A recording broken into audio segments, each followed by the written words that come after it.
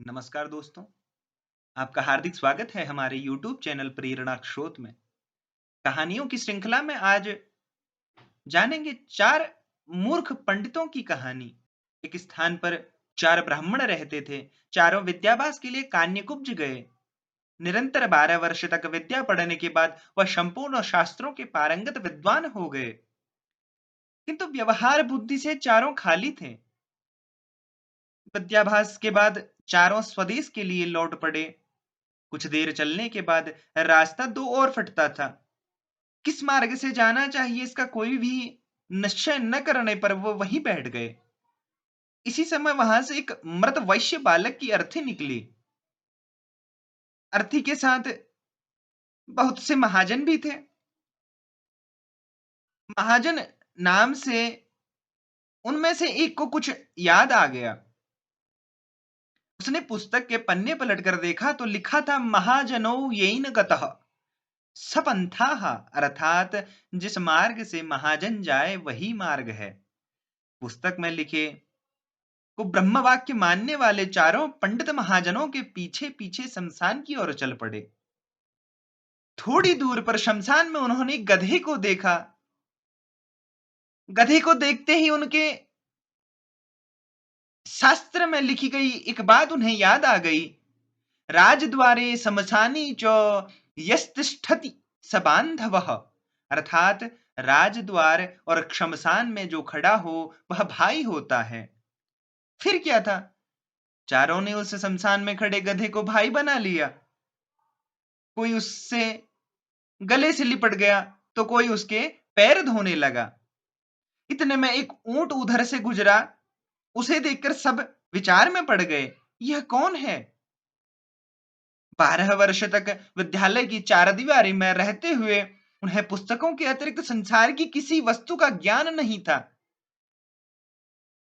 ऊंट को वेग से भागते हुए देखकर उनमें से एक को पुस्तक में लिखा यह वाक्य याद आ गया, धर्मस्य त्वरिता गति ही, अर्थात धर्म की गति में बड़ा वेग होता है।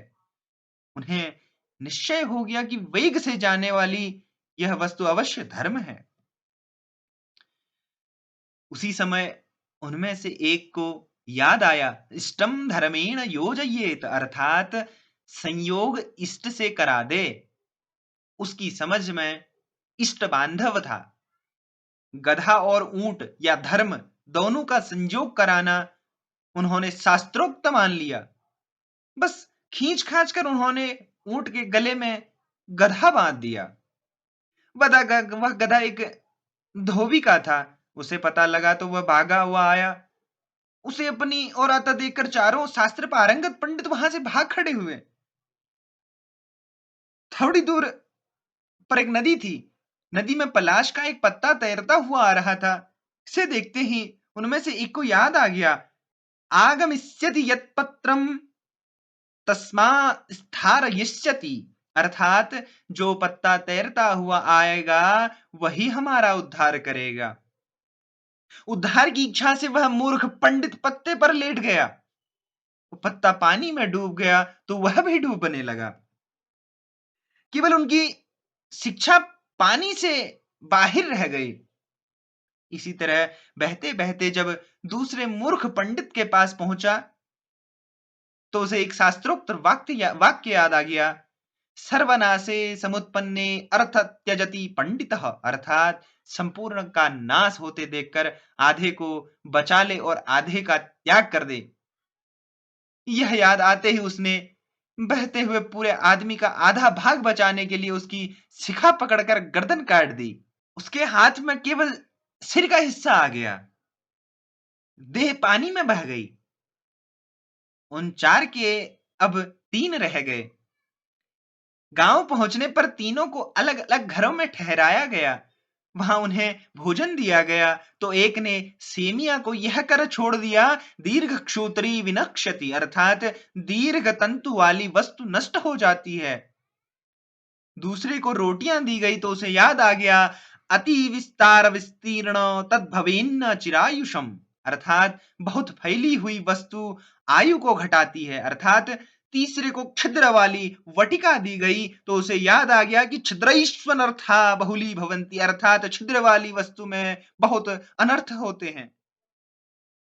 परिणाम यह हुआ कि तीनों की जग हंसाई हुई और तीनों भूखे भी रहे। व्यवहार बुद्धि के बिना पंडित भी मूर्ख ही रहते हैं। व्यवहार बुद्धि भी एक ही होती है, सैकड़ों बुद्धियां रखने वाला सदा डांवाडोल रहता है। अगर हमारी वीडियो अच्छी लगी हो तो प्लीज़ लाइक शेयर सब्सक्राइब करना ना भूलें। धन्यवाद। श्री राधे।